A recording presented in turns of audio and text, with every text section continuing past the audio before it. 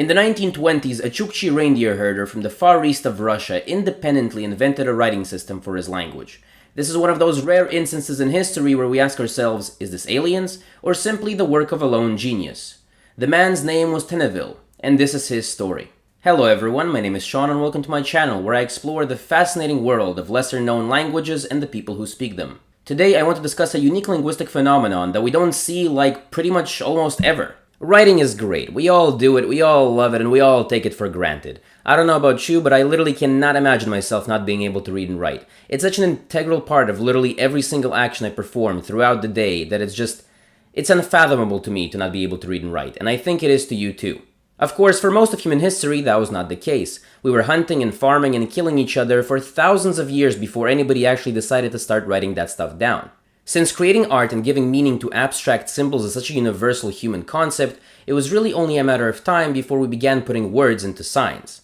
In fact, there have been a few different instances that we know of and are incredibly well documented of different writing systems in completely opposite sides of the world, unrelated to each other, popping up independently.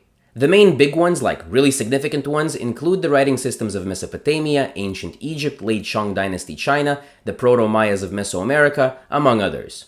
Eventually, after thousands of years of evolution, today we're blessed with a huge variety of different writing systems, be it Latin, Cyrillic, Hebrew, Arabic, Inuktitut syllabics, Chinese characters, Hangul, Devanagari, the list goes on. And even though it feels like writing is pretty much second nature to us, it really isn't. It honestly takes an exceptional person or group of people that can develop a tool that can codify languages from nothing. Do you group by individual phonemes? Do you do it by syllables? Why not whole words? How do you get others to accept your writing system and actually use it? Basically, you get what I'm trying to say here. Writing is wild. And so the fact that a random Chukchi reindeer herder managed to do it by himself just 100 years ago is 1, incredibly rare, 2, incredibly cool, and 3, could give us a unique glance into the origins of writing traditions in a wider context in general. Stuff like this does not happen every day, I want to emphasize that. Or every decade. Or every century. Or even every millennia. The Chukchi language, also known as is native to the Chukotka Autonomous Okrug, the easternmost part of Russia, just a stone throw away from Alaska. It's part of the Chukotka-Kamchatkan language family, and as of 2010, there were approximately 5,000 people who still spoke the language, which back then was approximately a third of the population of ethnic Chukchi. The man of the hour, Teneville, was born circa 1890, out in the tundra, around the general area of a small town called Ust-Biele. And like all Chukchi back then, he was herding reindeer and migrating all over the vast wilderness of the Russian Far East. Around 1927-28, he created this writing system with these symbols, which are noted for their abstract character, which is one of the reasons why researchers believe that it's entirely Teneville's creation and not influenced by Cyrillic, for example. Furthermore, he even developed symbols for numbers using the base 20 counting system of his native Chukchi language. Now, the reason that Teneville and his invention are so special is because it's not really a fully pictogram-based system. There's evidence that it has elements of being a logogram-based system as well. Pictograms are the most basic form of writing, in the sense that you use graphic symbols to convey words, phrases, and meanings based on their resemblance to the actual physical thing, or because someone somewhere decided that this means exclamation point and attention, and we all just kind of went along with it, and now it's the standard. Other native peoples of Siberia, and also the world, developed a myriad of ways of communicating through symbols over the centuries, the most ancient and most famous of which being prehistoric cave paintings, which are essentially ancient pictograms. But there are plenty of examples closer to home in regards to Teneville. For example, the Yukagir drew love letters in which they pictured themselves and their loved ones. They also made map-like drawings in order to let other tribes know the routes that they take. The Nivkhs carved religious symbols in their drums in ceremonial pots. The Koryaks had a system of keeping tabs on wages and debts by drawing various symbols as well. The vast majority of pictogram-based writing systems, such as the ones I just mentioned, usually only convey concepts, ideas, and separate nouns, which together may form a coherent contextual meaning, a sentence if you will, but these aren't really words and sentences with actual grammatical rules. Teneville's system stands out from all of them because it's by far the most complex system. It bears much more resemblance to a logographic-based writing system such as Chinese, which actually encodes actual sentence structure. And some symbols aren't just used for nouns, but also verbs, adjectives, prepositions, conjunctions, and other grammatical categories, which is the key significant difference here. It's still somewhat primitive in comparison to like Latin, Arabic, and Chinese, but it's still a hell of a lot more impressive than just some random, loosely related drawings. Obviously, the writing system was never standardized, and furthermore, it never really gained much traction. It was only ever used within Tenneville's family encampment, and only saw limited use among his friends and colleagues throughout his life. Like with one of his sons, for example, with whom he exchanged messages during their shifts while herding reindeer. So far, around 1,000 different elements and symbols of Tenneville's writing system have been decoded and identified, and it just blows my mind. It's so damn cool. Now, we're gonna go a bit more in depth on Tenneville's life, but first, a bit of context. A burning question I had while reading about this is, how do we know all this? What was it like for the first researchers to encounter this phenomenon? The first person to encounter and describe Tenneville's writing system was Vladimir Bogoraz, a Russian anthropologist who focused specifically on the Chukchi people in the early 1900s. In the late 30s, early 40s, one of Bogoraz's students, a woman by the name of Dolma Tsibektarova, who had been learning the Chukchi language for a year at that point, actually went to meet Tenneville and wrote down translations for some of the symbols. But then in 1945, an artist and anthropologist by the name of I.P. Lavrov, who I can't find any information about online whatsoever, other than the fact that he was sent from Moscow to Chukotka in 1939. Anyway, he became fascinated with Tenneville and set out to meet the man himself and see what's up. Unfortunately for him, and the rest of humanity, Tenneville had died just about a year earlier, so he just missed him. Nevertheless, Lavrov managed to find and meet Tenneville's family. Tenneville's wife, called Raulina, actually gave Lavrov a box containing books, notes, papers, candy wrappers, wooden tablets, walrus tusks, and just about any random thing that Tenneville used to write his symbols on. Sadly, there was no translation, and Lavrov didn't speak any Chukchi, and he hadn't known about Tsibektarova's translation at that point, so he didn't really know what he was looking at. Years later, Lavrov rediscovered Tsibektarova's translations, translated them to Russian, and now these are the translations that we use to study the system today. Now let's get to the main meat of the story. Who really was this Chukotkan genius? Who was Tenneville? Well, it won't surprise you to know that not much is known about his early life. In this segment, I'll be reading a few passages from Tenneville's own writing, and just a quick disclaimer, it's a bit hard to follow and all over the place, and also what I'll be reading to you is my English translation of a Russian translation of a Chukchi translation of Tenneville's own symbols. So take it with a grain of salt. We assume that Tenneville lost his parents when he was quite young, because he writes, "They left me, father died, also mother left me, died earlier." At various points in Tenneville's life, he was mostly either herding reindeer or fishing and hunting in the various Chukchi encampments, in one of which he met his future wife Raulina. She was the daughter of a man called Vau, who was the chief/owner of that particular encampment. Raulina would later recall that Tenneville began making words when 3 sons were born, which fits quite well with the timeline of it being around 1927-28.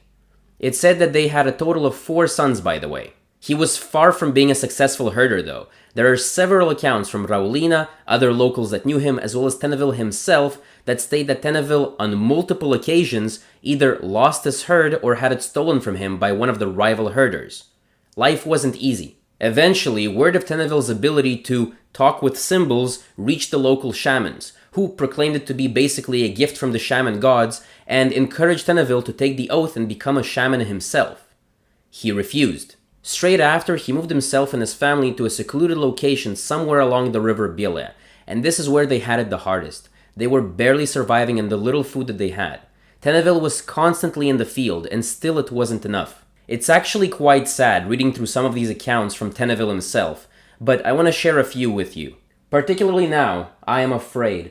Dear, 3 sons, although the calves keep dying. Also sons are afraid. All deer keep dying.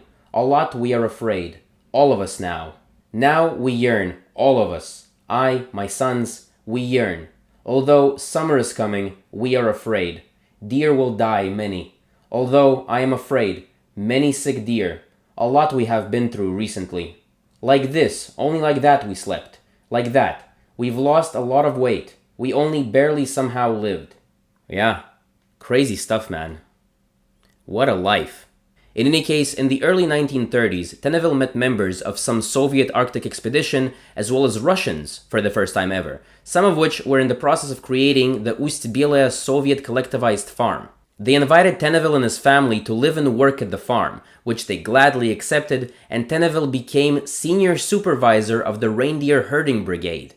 Yeah, now that's a promotion. With the sons working out in the field and Tennevel having the 1930s Russian Far East, middle of nowhere Soviet collectivized farm equivalent of a cushy office job in upper management, he suddenly had a lot of free time on his hands. He used this free time to really develop the writing system, and various friends and colleagues whom he met at the farm actually encouraged him to keep going, and always gifted him paper, pencils, candles, and just anything to keep him writing. And he actually used this writing system for his work, where he had to keep track of trades, profits, and inventory.